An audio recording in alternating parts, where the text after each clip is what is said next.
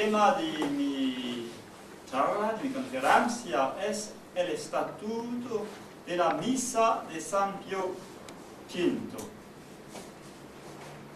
con relación a la misa de Pablo VI.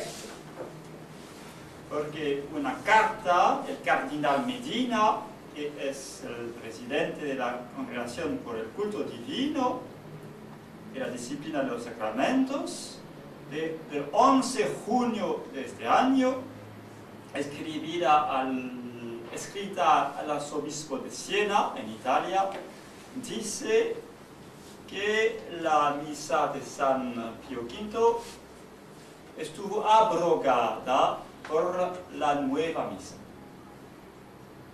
Abrogada. Y así volvámonos a 30 años antes, cuando Monseñor Lefebvre refutó a estos argumentos, diciendo que la misa de San Pío V estaba siempre la misa católica, la misa de la Iglesia. 30 años luego, nos dice Roma, errores, falsedades. Y así no se puede celebrar la misa, no se puede celebrar la misa tridentina sin indulto. Pero con nosotros es lo contrario. Para verle es preciso que veamos la historia de la reforma litúrgica.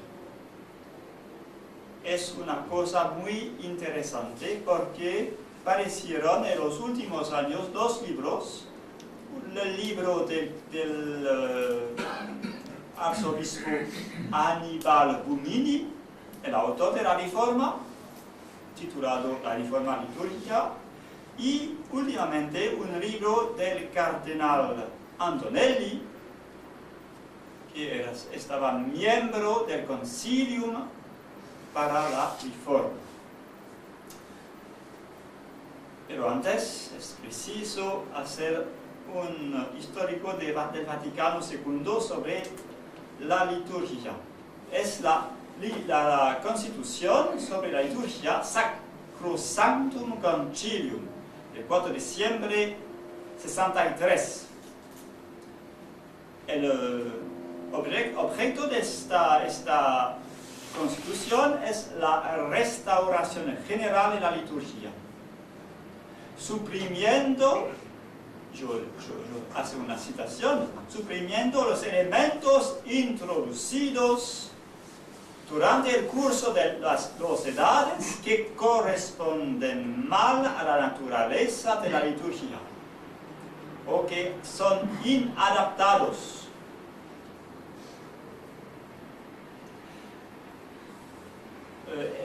Tenemos que fasonar ritos que los fieles comprendan fácilmente y aquellos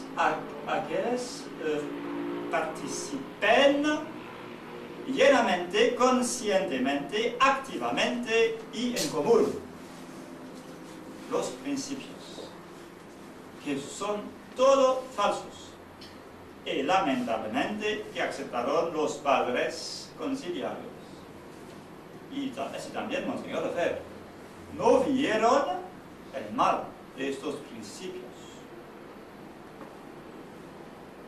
suprimiendo los elementos introducidos por las edades que no corresponden a la naturaleza de la liturgia. Es una crítica de la misa tridentina. Y los dos principios, el entendimiento de los fieles y la participación activa de los fieles, son cosas ambiguas. ¿De qué se trata? Entendimiento, pero todos los fieles entendieron, entendían que la misa era el sacrificio de la cruz. Y una participación activa y común.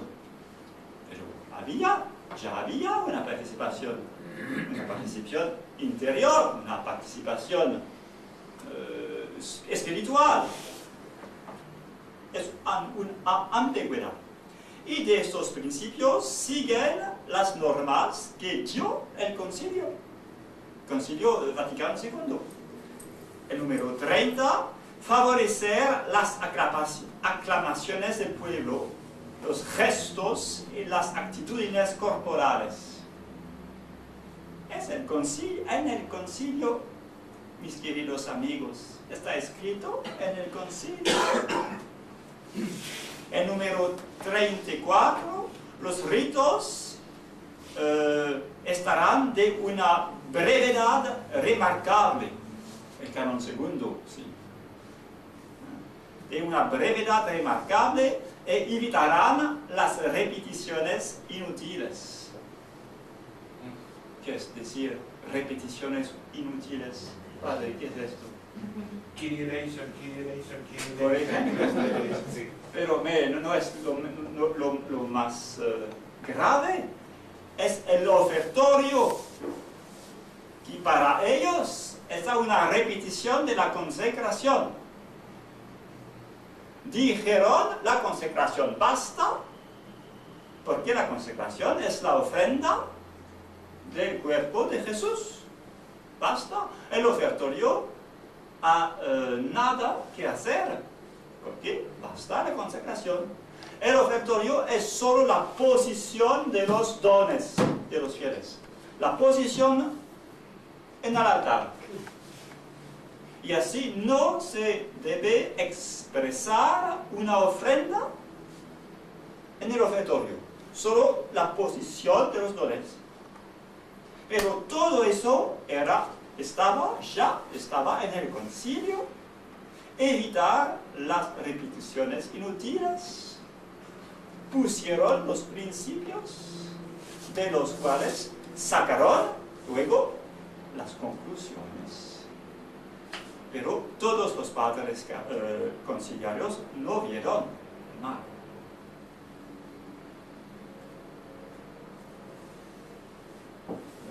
El número 35. Hacer lecturas de la Sagrada Escritura más abundante, variada y adaptada. Que se lea la más importante parte de la Sagrada Escritura en un cierto número de años. ¿Qué es ese principio? Leer toda la Escritura durante la misa. ¿Por qué? No es católico, es protestante. La misa no es una lectura de la Sacra Biblia. Número 36. El uso de la lengua vulgar con una más grande sitio de la lengua vulgar, y las conferencias episcopales van a estatuar. Es dejar a los obispos, a las conferencias episcopales, la decisión de suprimir el latín. Y sin embargo, se decía en el concilio, la lengua latina será mantenida. Pero dijeron lo contrario, el uso de la lengua vernacular, la lengua vulgar, tendrá más sitio. Son principios contradictorios. Número 36. También la traducción del texto latín en la lengua del país tendrá que estar aprobada. Bien. Número 38. Adaptación a la diversidad de las asambleas. Misas para niños, misas para extranjeros, etc. La destrucción, la unión de la unidad de la liturgia. Número 50. El ordo mise estará revisto. para exprimir mejor la conexión de las partes, para una mejor participación activa de los fieles, para simplificar los ritos, omitir los dobletes, es decir, suprimir el ofertorio,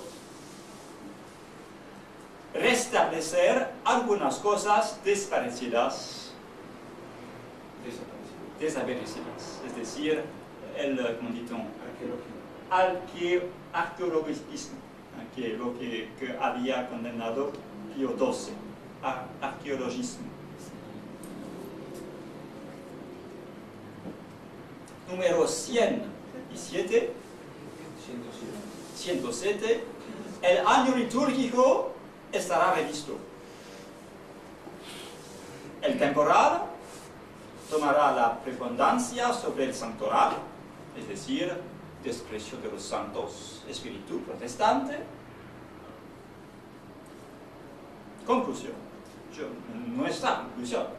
Primero, en lo que atañe a la misa, se podía prever una reforma profunda y general del calendario, de las lecturas, del ordo missevis incluso, la introducción de la lengua vulgar, en un espíritu protestante que ya transparecía. Segundo punto de conclusión, más aún, el motivo de esta reforma parece fútil, inútil y falso. La misa de San Pío V y la liturgia tradicional estaban perfectamente adaptadas por el culto divino y para la santificación de los fieles. La idea de la participación activa es una ambigüedad. Pío XII, en la Mediator Dei, había escrito ya muy bien, contestar al sacerdote, cantar con él es digno de alabanza para favorecer la unión a Cristo sacerdote y víctima.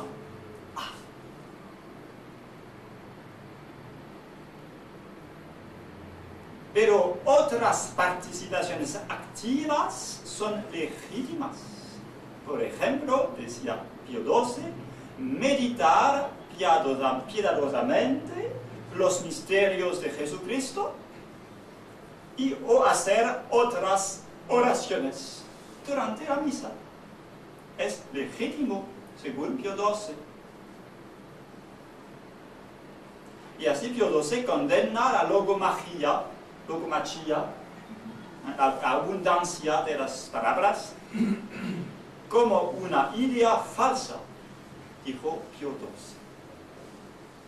Y así la Iglesia no tenía necesidad de una reforma litúrgica. ¿Qué hizo el concilium? Es decir, una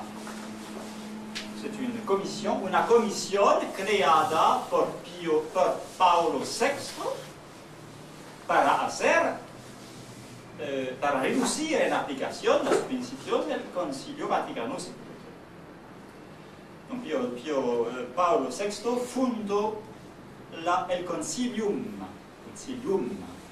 una comisión, con el cardenal Lercaro como presidente y con Aníbal Bumini como secretario. Aníbal con dos N's, Bumini.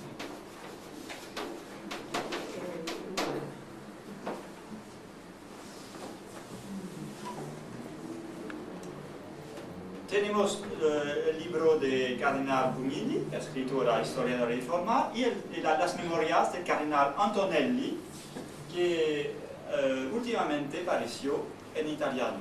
Cardenal Antonelli.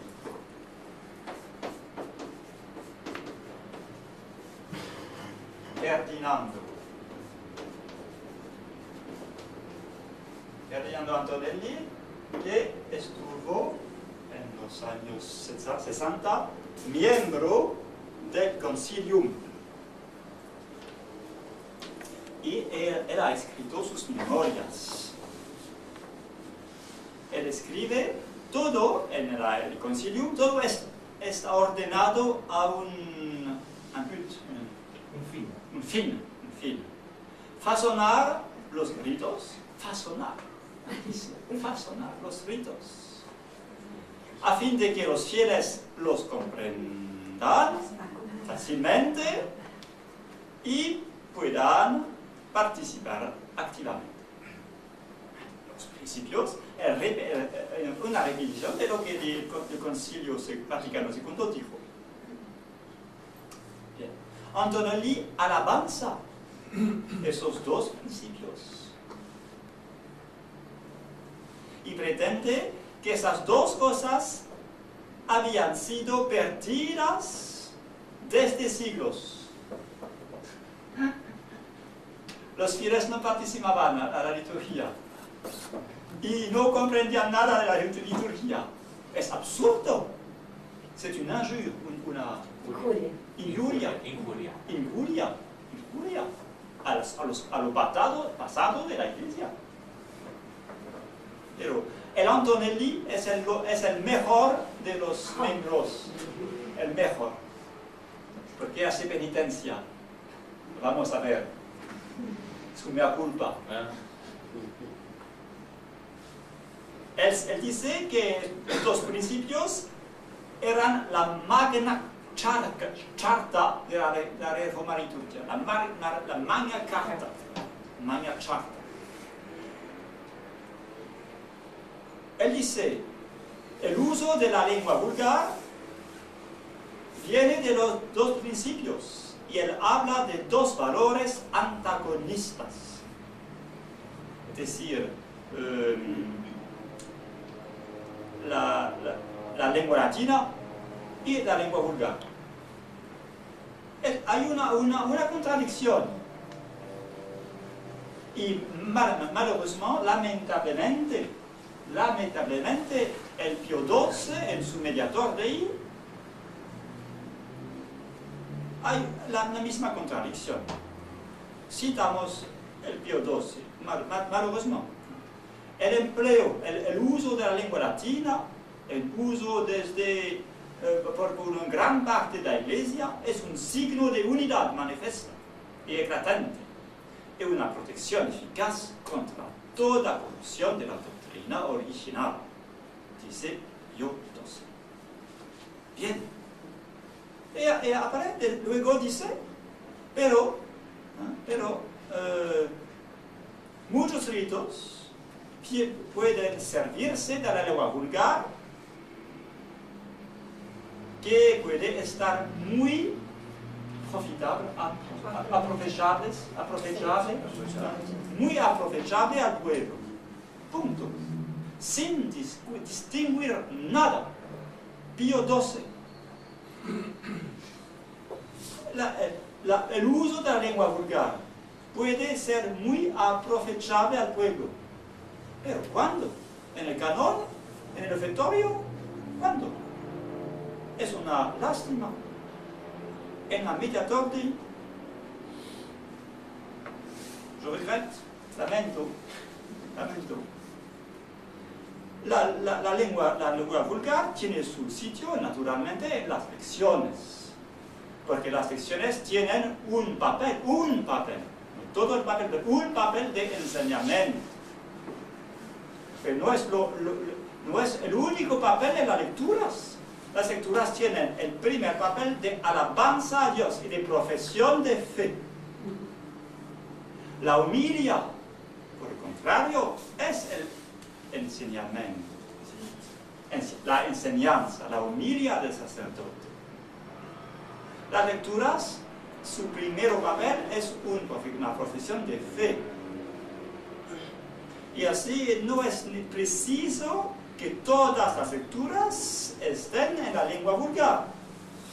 Es una lástima que Pío XII ya acepta el principio de la lengua vulgar sin distinguir nada. el concilio va a sacar las conclusiones. Y Antonelli así acepta naturalmente la lengua vulgar, pero él ve el antagonismo entre la conservación del latín y la introducción de la lengua vulgar. Él dice, es una citación de Antonelli, él dice, él hace una muy hermosa alabanza al latín, como hizo Paulo VI. Dice Antonelli, numerosos textos latinos son de una hermosura incomparable y nadie podrá tener una traducción adecuada y tan eficaz de la eficacia del texto latino. Al latino, por fin, está atado un patrimonio muy precioso, melódico, gregoriano y polifónico. Y van a destruir todo. Antonelli es un ejemplo de la contradicción. Él reconoce la contradicción, pero no tiene que contestar, porque no tenía los principios. El principio, mis queridos fieles, es que la liturgia es la alabanza de Dios y no una enseñanza del pueblo. Nos dijo Monseñor Lefebvre, la liturgia es la alabanza de Dios. El sacrificio de la cruz en el lado no es primeramente una enseñanza del pueblo. Leamos algunas páginas del diario de Antonelli. Escribió durante las sesiones del Concilium. El 13 de marzo 64. Hubo una entrevista con el cardenal Arraona, el presidente de la Congregación de Cultos y del Culto Divino, y me mostró una carta del secretario de Estado, por la cual es instituido el concilio. Y hay así dos autoridades: la Congregación para el Culto Divino y el Concilium por la aplicación del Concilio Vaticano II. Dos autoridades que vienen en concurrencia. Es muy mal, muy peligroso. Él dice, 64, no tengo muy entusiasmo de los trabajos del concilio. Lamento que la composición de la comisión haya sido cambiada. Se compone ahora de una masa, de un número de personas incompetentes y progresistas. Dice Antonelli. Se muestra en las discusiones extremadamente precipitadas, en las votaciones caóticas. Lamento que las preguntas sean siempre muy progresistas. Bien. Él dice, todas las proposiciones hechas han sido aceptadas, porque es el clima del concilio. Se esfuerza a avanzar lo más rápido y no deje el tiempo de reflexionar. El texto ha sido distribuido y han procedido enseguida a su examen sin haber el tiempo de reflexión. En fin, me pregunto si algunos cambios del número 51 sobre el ordo misse son bien.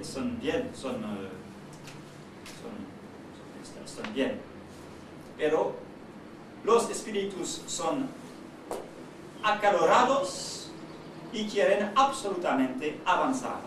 El clima del concilio avanzar para hacer rápido la reforma. Porque para que los que estaban en contra no puedan hacer nada. En su diario escribe en junio 64, lamento el espíritu muy innovador. El tenor a menudo precipitado y caótico de las discusiones. Lamento que el presidente, que el cardinal Lercaro, no deja la palabra a cada uno. Y no pido el aviso de cada uno.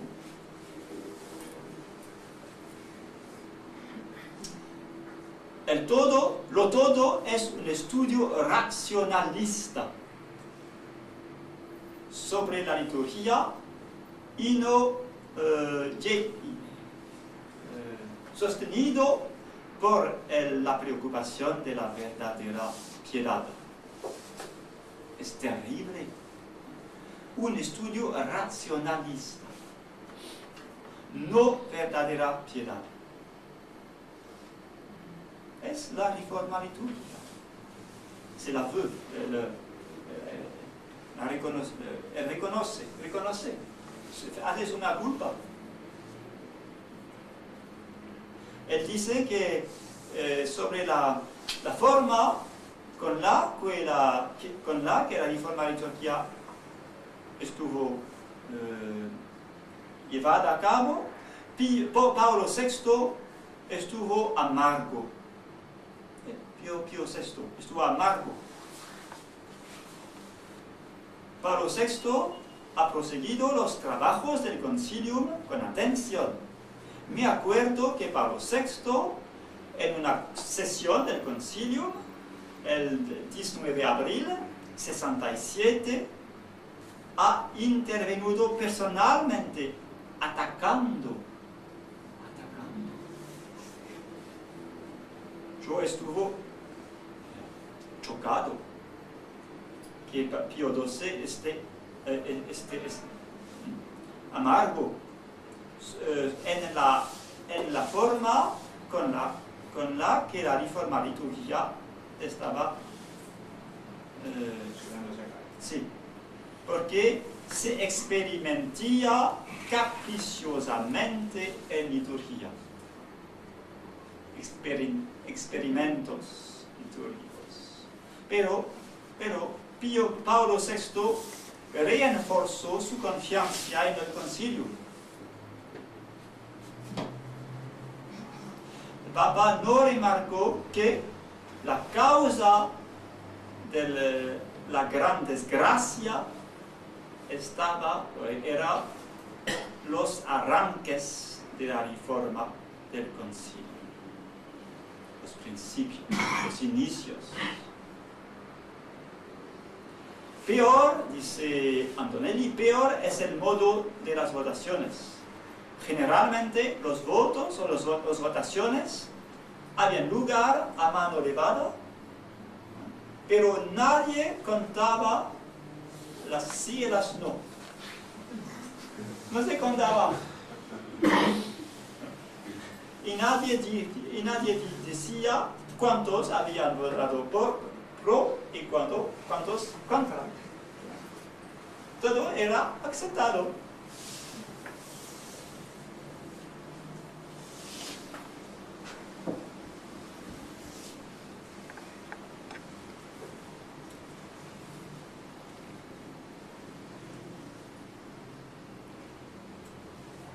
Él dice, a menudo en las cuestiones importantes, como por ejemplo la de las nuevas anáforas, los 3 nuevos canones, un esquema estuvo distribuido el día antes. anoche, sí. Y se debía discutir el día siguiente. No había tiempo todavía. No tiempo de reflexión. El cardenal Mercado no es el hombre para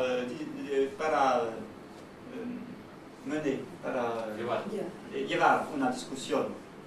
El padre Bugnini no tiene solo un interés, avanzar y haber terminado. Pero etcétera. En el 1 de noviembre de 67, confusión. Nadie observa las prescripciones litúrgicas.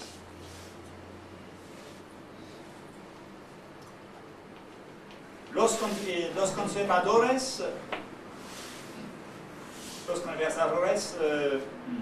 regagnent dessus, ganar de vuelta, Recuperan territorio. voilà, recuperan el territorio. El sínodo de los obispos no ha sido un suceso para el concilio, porque durante el concilio de 67 presentó Bugnini su misa normativa a los padres del sínodo y no tuvo la mayoría. No tuvo la mayoría para su reforma. No era un suceso. Y Monseigneur Lefebvre nos dijo, vous vous souvenez, Monseigneur Lefebvre ha contado a veces que asistió a una reunión en Roma durante el sínodo, la reunión de los superiores generales de las órdenes religiosos, 77. Y Padre Bugnini vino a hacer una conferencia presentando su reforma y hablando de la participación activa, del doble empleo del ofertorio con el canon y de suprimir las oraciones del sacerdote antes de la comunión, de diversificar las oraciones eucarísticas, las anáforas, etc. Oyendo esta conferencia, dice Monseigneur Lefebvre, que duró 1 hora, me decía, no es posible que este hombre tenga la confianza del Santo Padre. Teníamos un hombre que piétine, arrastrar, no sé, que piétine, écraser. Patinaba. No, arrastrar. Aplastaba. Que aplastaba. Pisoteaba. Sí. Teníamos un hombre que pisoteaba la liturgia antigua con un desprecio, una desinvoltura inimaginable. Yo estaba effondré, j'étais dice Monseigneur Lefebvre, j'étais effondré. Y yo que tomía fácilmente la palabra, como yo he hecho en el concilio, este día no me sentí el ánimo de levantarme y las palabras se ahogarán en mi gota. Solo se levantaron 2 superiores generales.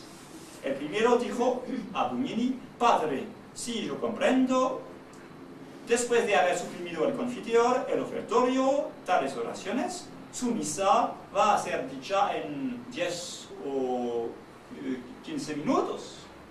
Y contestó Bugnini, ¿se podrá añadir algo? On pourra toujours ajouter quelque chose. Un benedictino, por el honor del orden de San Benito, dijo, una participación activa, ¿qué es decir? ¿Es una participación corporal con oraciones vocales, con gestos, o una participación espiritual.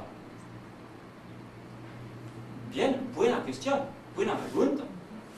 Y luego dijo, después de haber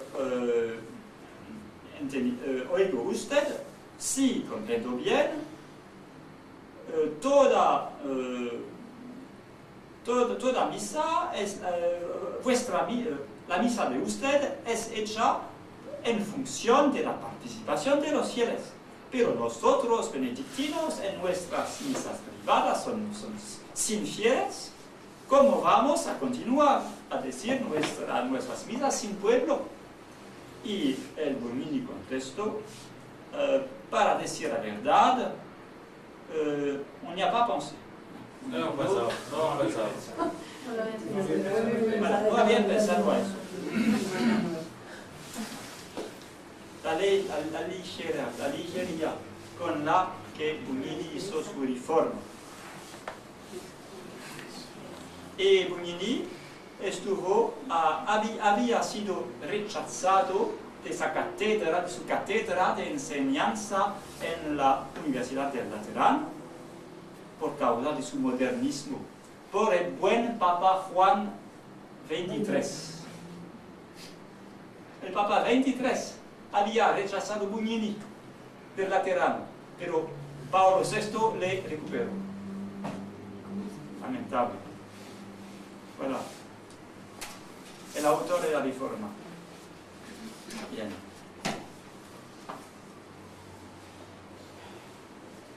El Antonelli dice otras cosas muy graves. ¿Cómo es posible que todo el capítulo del bautismo, de la remisión de los pecados, no tiene palabra del pecado original? La reforma de los sacramentos del bautismo. No palabra del pecado original. El Papa ha dado los plenos poderes al concilio para fasonar experiencias. Sí. Realizar experiencias. Él dice, el concilium falta sobre todo de verdaderos teólogos. Muchos que han influido en la reforma no les gustaba y no veneraban absolutamente lo que había sido transmitido, la tradición. No les gustaba la tradición. No veneraban la tradición. Dice Antonelli. Y en la cuestión de los sacramentos,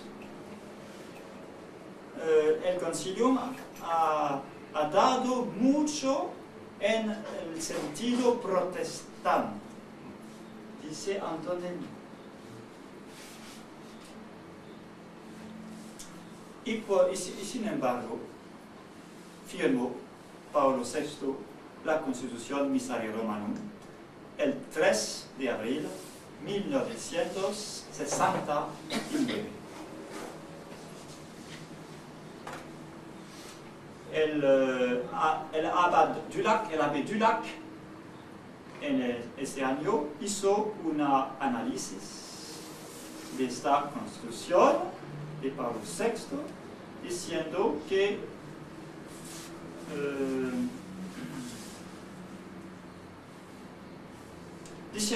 esta constitución no obliga, porque Pablo VI no da ninguna expresión de obligación.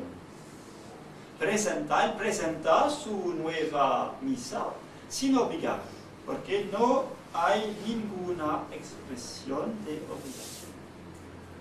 Él dice que queremos que todo eso esté firme en el futuro. Punto final. Firmo en el futuro. Él introduce una nueva misa, pero no dice que esta misa es obligatoria. Y así, el abbé Dulac y otros teólogos y canonistas y Monseñor Lefebvre en este tiempo dijeron la nueva misa no es obligatoria y así la misa de San Pío V continúa a estar la misa normal, la misa de la Iglesia Católica.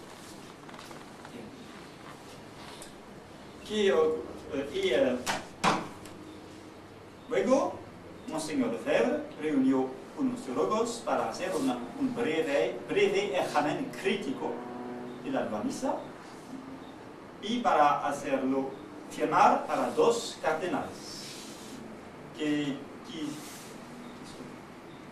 quería Monseñor Lefebvre encontrar muchos obispos para firmar este breve examen crítico. Malheureusement, lamentablemente, no encontró ningún obispo para firmar.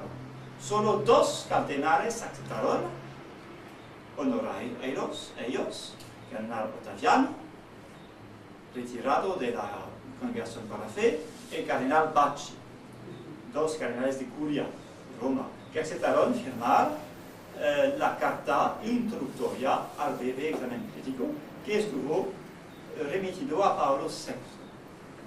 ¿Qué estuvo la reacción de Pablo VI? Antonelli dice, hubo una pánica en Roma. La pánica. 2 cardenales, la pánica. Y inmediatamente Pablo VI dio el examen crítico al cardenal Scheper, presidente de la Congregación por la Fe, por examen. 3 semanas después, contestó el cardenal Scheper, no es serioso, no es teología, es ignorancia de la liturgia, etcétera, etcétera. Un total desprecio de este examen, que es muy profundo, muy serioso, muy teológico, un desprecio. Pero es interesante la pánica que creó en Roma. El pánico que creó en Roma, este examen crítico. Monseñor Lefebvre, creador de la pánica en Roma.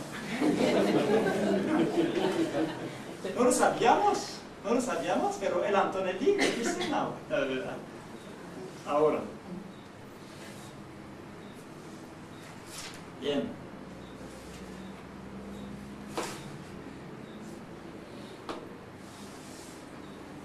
La cuestión que nos ocupa ha sido la misa de San Pío V abrogada o no por la nueva misa.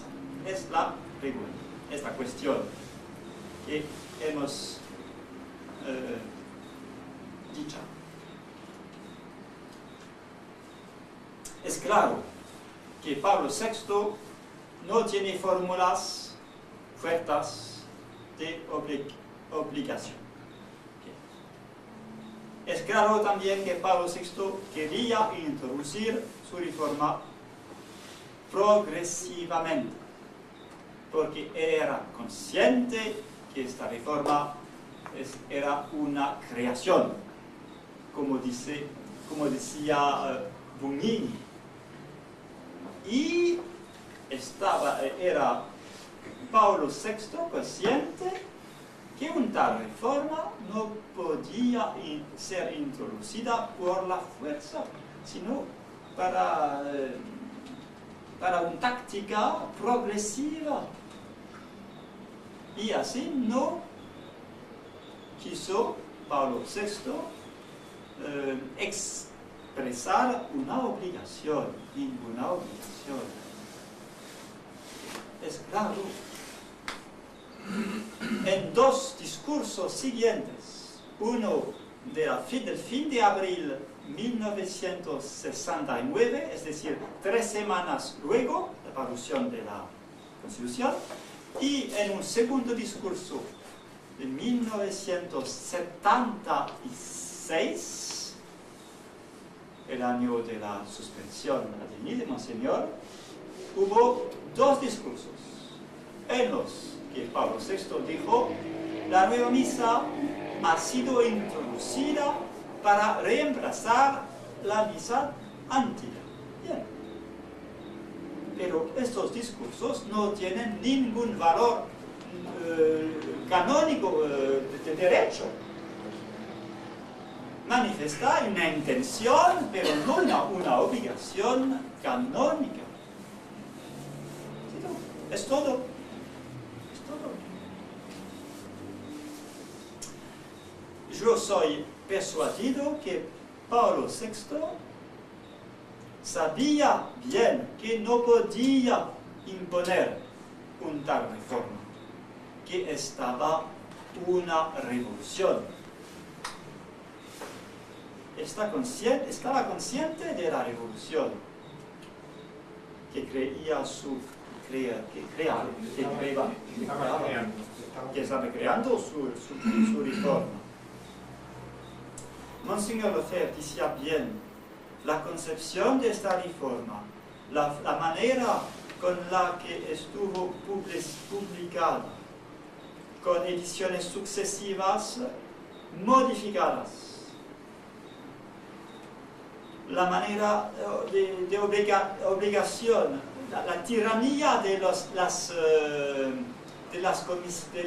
conferencias episcopales, la tiranía en la cual obligaron a decir la nueva misa cuando el Papa no había dicho que esta no obligatoria. Todo eso nos permite poner en duda la validez de esta legislación y así de conformarnos al canon 23. En la duda no se admite la revocación de una ley, sino que la ley reciente, la nueva ley, tiene que ser reducida a la precedente y conciliada a ella. Y añadía Monseigneur Lefebvre, je dis en français, si jamais nous prenions le Novus Ordo Missae, nous n'aurions plus de vocation. L'arbre se dessécherait comme si on avait mis la hache à la racine. Si jamás tomamos el nuevo orden missae, no tendremos más vocaciones. El árbol se volvía seco, como si la hacha habría sido con la tierra. Y así Monseñor Lefebvre resistió a la reforma litúrgica. Sí, Monseñor Lefebvre nos dio muchas citaciones de teólogos, de santos, que dijeron, por ejemplo, San Isidro, la ley tiene que ser honesta, justa, posible, conforme a la naturaleza y a la costumbre de la patria. La costumbre. Una costumbre no solo inmemorial, no solo centenaria, sino también milenaria, de 1000 años, esta costumbre. Tenemos que comprender bien la bula de Pío V, de San Pío V, no es una sencilla ley eclesiástica que se pueda revocar o abrogar por una nueva ley. Es una costumbre milenaria que no se pueda suprimir. Es el argumento máximo. Es más importante argumento que tengamos. Es el único argumento, es el argumento real. Cuando Pío V hizo la canonización de su misa, no hizo una nueva misa, una fabricación. Tomó simplemente la misa de Roma, con correcturas, correcciones, pero sin cambiar nada.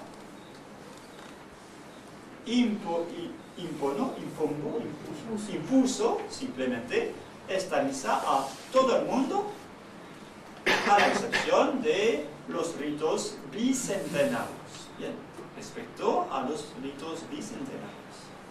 Pero no cambió nada en la tradición. Pablo VI hizo lo contrario.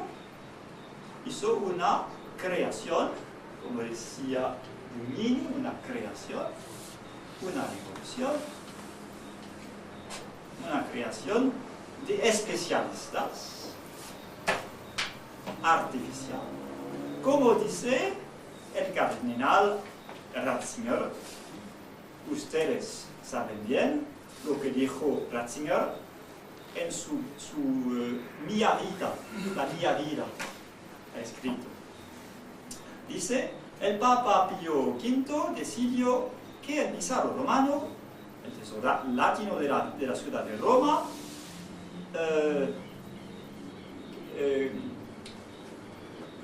católico y seguro, tenía que estar introducido por todas las partes, a la excepción de los ritos bicentenarios. Bien. Ahora, por el contrario, con Pablo VI, la promulgación y la interdicción falsa del misal de Pío V, que se había desarrollado durante los siglos, desde los tiempos de los sacramentarios de la Iglesia primitiva del siglo IV, ha comportado una ruptura, dice Ratzinger, en la historia de la liturgia, con las consecuencias trágicas.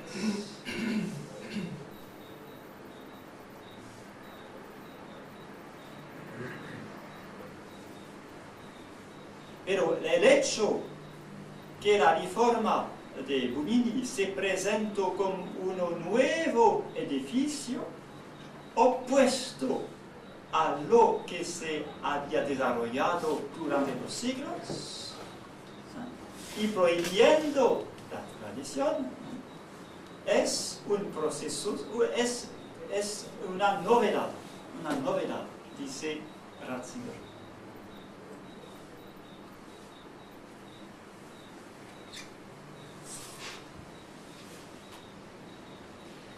Su alusión a los peregrinos.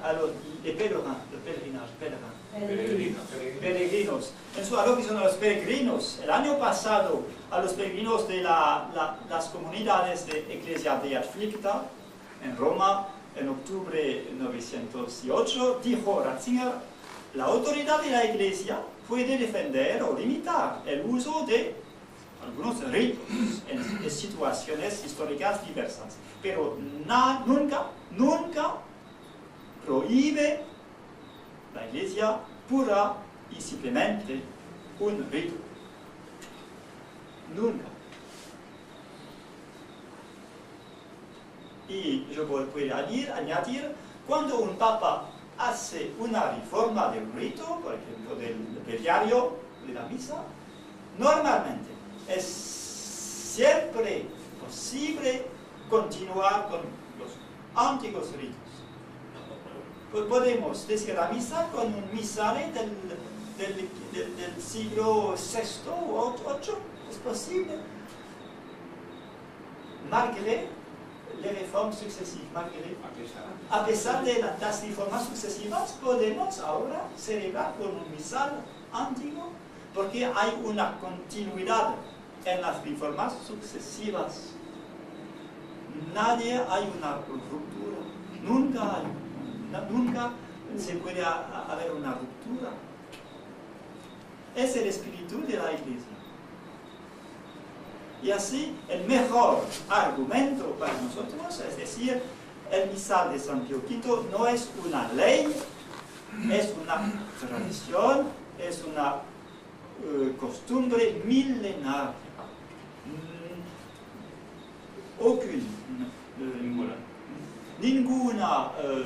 Ninguna ley puede abrogar concreto u obrogar, sustituirse a la costumbre milenaria. Conclusión general, lo que dice Ratzinger en La mia vida, en francés, je restais estupefacto, era estupefacto por la interdicción, él dice, del misal antiguo. Porque una tal medida nunca se había verificado en toda la historia de la Iglesia. Se da la impresión que estaba una cosa normal. El misal precedente había sido realizado por Pío V en aplicación del Concilio de Trento. Era normal que 400 después un nuevo concilio haga una nueva misa, pero no es la situación.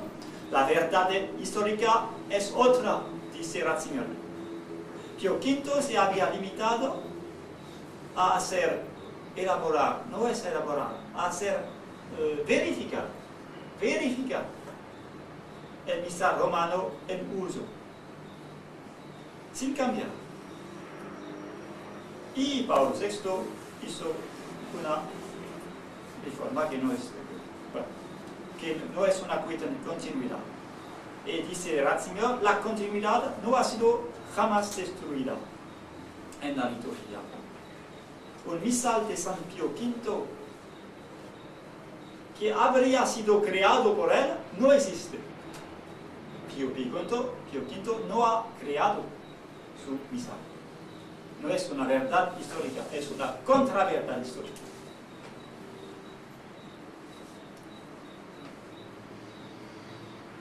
Concluimos.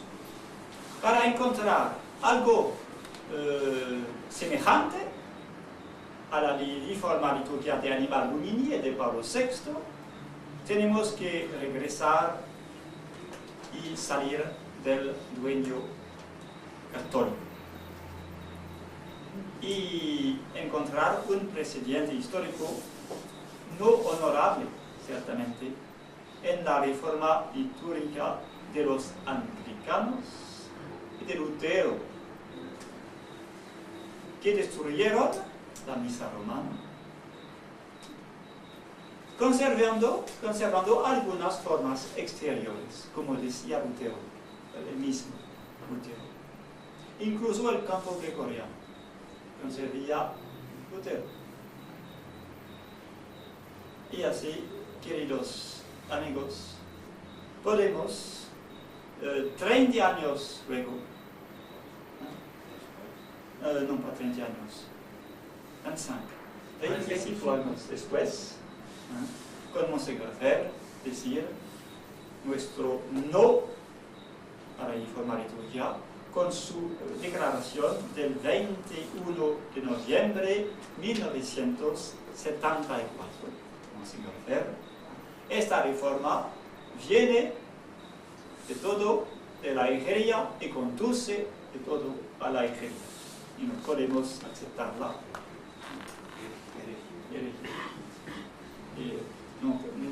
Nous tenons ferme à la Rome de la tradition catholique, maîtresse de sagesse et de vérité. Et nous n'acceptons pas, nous n'avons jamais accepté la réforme de la nouvelle Rome néo-protestante et néo-moderniste. Excusez, je ne peux exprimer parfaitement en castillan. Pero tenemos, y así continuamos, sigamos peleando para la misa de Pío V, sin aceptar como van a aceptar las comunidades de San Pedro, etc., de celebrar a veces la nueva misa para conservar, para dar un signo de comunión, como dicen. No, nosotros vamos a rehusar eso, a seguir peleando para la victoria, el triunfo de la tradición católica, que es el misal San Pío V. Je vous remercie de votre attention charitable. Esa postura de la fraternidad se mantendría aunque hubiera una declaración expresa del Papa prohibiendo la misa de San Pío V. La fraternidad mantendría la... Sí. A pesar que... A pesar sí, que Juan Pablo II Será el una mismo. declaración expresa. Sí. Por lo tanto, pregunto yo, ¿es necesario buscar tantos argumentos o directamente uno toma una postura y que arguya otro? No sé si... Yo pienso que sería muy útil hacer un resumen de nuestros argumentos para presentarlos al cardenal Medina ahora, porque dice lo contrario. Y a toda persona de buena fe que quisiera. Sí. Y lo que yo he dicho, pero ustedes saben, hubo en los 80 una reunión de 9 cardenales reunidos por el Papa. La cuestión ha sido la misa de Pío V suprimida. Contestaron 8 de los 9, no, la misa de Pío V no ha sido suprimida por la nueva misa. Y añadió el cardenal Stickler, no podía el Papa abrogar el misal de Pío V. Una comisión especial formada por el Papa Juan Pablo II, que dijo lo mismo que nosotros decimos. Y ahora el cardenal Medina viene a decir lo contrario.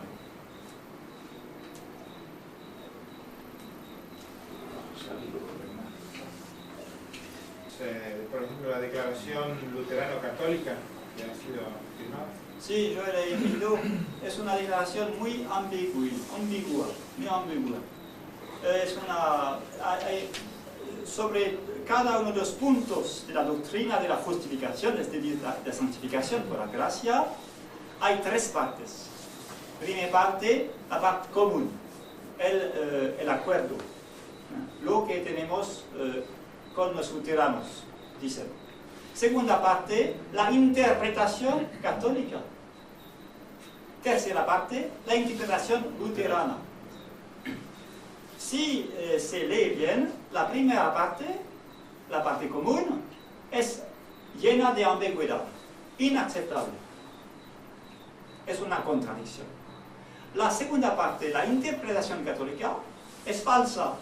No es la doctrina católica. Y solo permanece el error. Es una masa de error. Una masa de error. ¿Y dónde queda el Papa parado con todo esto? El Papa no dice nada. No dijo nada de esto.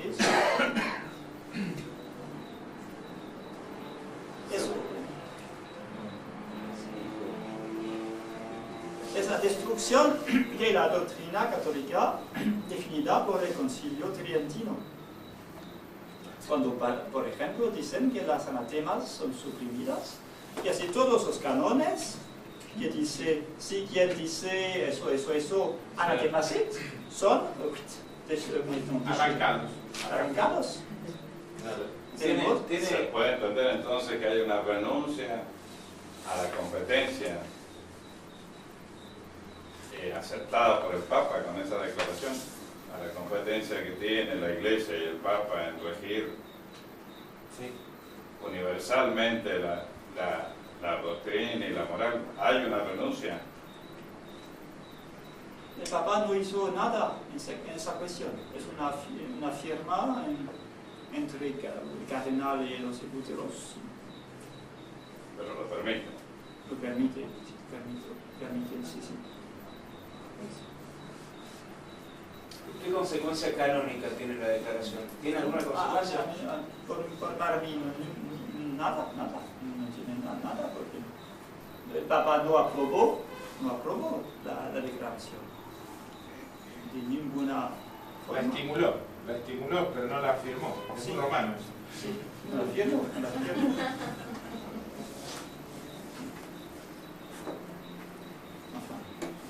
Es una lástima, es un escándalo. ¿Puede importarnos a nosotros lo que siga pensando Roma de nosotros?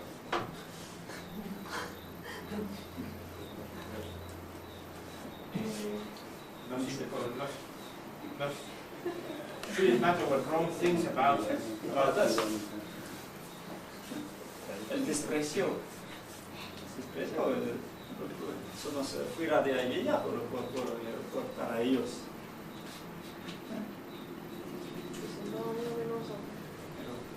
No faut pas perdre el courage, no perdamos el ánimo, quiere decir.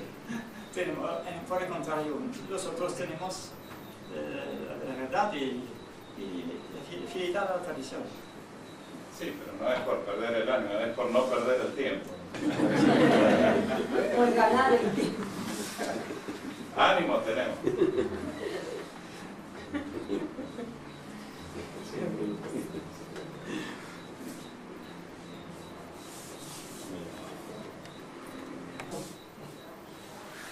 En San Pedro, sí, 16 sacerdotes se son plan una querida que A ver, díganlo en francés. Diana. 16 sacerdotes de la sociedad de San Pedro hicieron una La fraternidad de San Pedro. 16 sacerdotes de la fraternidad de San Pedro protestación contra su su propio superior, superior. su propio superior, porque no les dejaba decir la nueva misa cuando los obispos le querían para celebrar la misa del Jueves Santo o en ciertos acontecimientos para el bien de las parroquias. Y así el cardenal Medina tuvo que hacer declaraciones diciendo que la nueva misa es la misa de la Iglesia, que para decir la misa de San Vicuento es preciso tener un indulto. Y que el Monseñor Per dijo lo mismo. Y en la página de internet de la Fraternidad de San Juan, ¿Sí? apareció la noticia que para mantener la comunión con el obispo, Roma había decidido que todo sacerdote debía celebrar la nueva misa con el obispo. Es lógico, es lógico. Esa es la de nuestra Porque el Papa en su discurso, Esa es la de... el Papa en su discurso a las comunidades eclesiales hace un año dijo bien su atamiento a la tradición, pero en la iglesia, sí, con la nueva misa.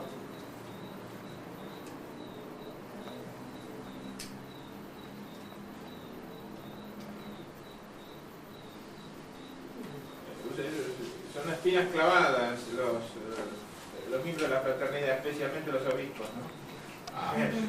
Espinas clavadas en el cuello de Roma. Sí.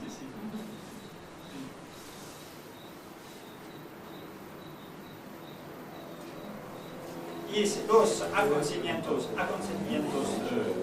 últimos confirman la decisión, la decisión de Monseñor de consagrar a los 4 obispos.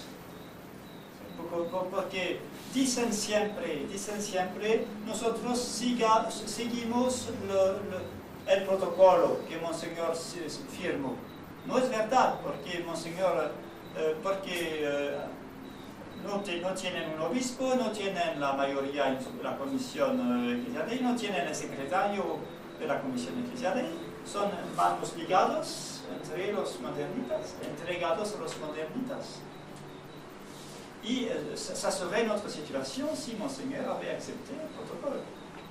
Estaría nuestra situación ahora si Monseñor había seguido con el protocolo. Gracias a Dios que Monseñor ha...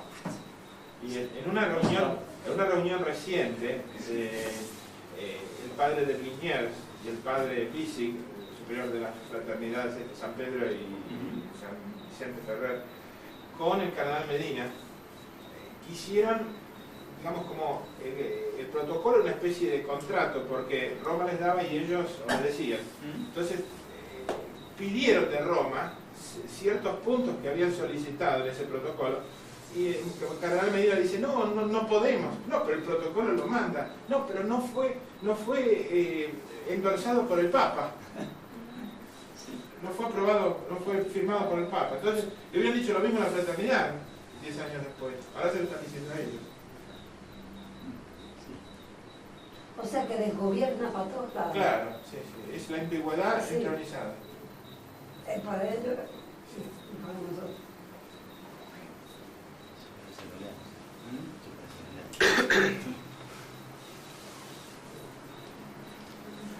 Muchas gracias, monseñor. Che qua con non si può per le amiche